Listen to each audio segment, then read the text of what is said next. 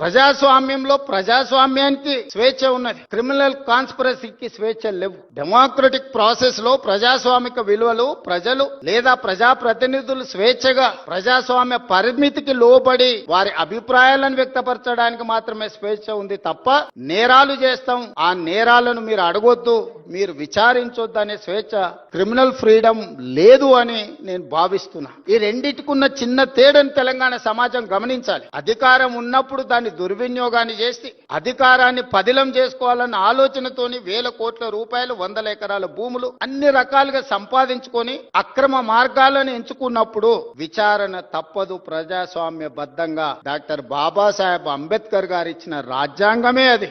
ఒకసారి హోదాకు వస్తే ఏ నేరాలు చేసినా ఆ నేరాలను విచారించకూడదని ఎక్కడా లేదు. మధ్య యుగాల చక్రవర్తులు రాజుకు బాధ వస్తే రాజ్యానికి బాధ వచ్చినట్టు, రాజుకు సంతోషం కలిగితే రాజ్యమంతా సంతోషంగా ఉన్నట్టు మధ్య యుగాలలో చక్రవర్తులు అనుకునేవాళ్ళు. మధ్య యుగాల చక్రవర్తులు ఈనాడు కాలం చెల్లింది. ఈ రోజు ప్రజాస్వామిక బద్ధంగా జరిగే విచారణలు ఎవరైనా ఎదుర్కోవాల్సిందే.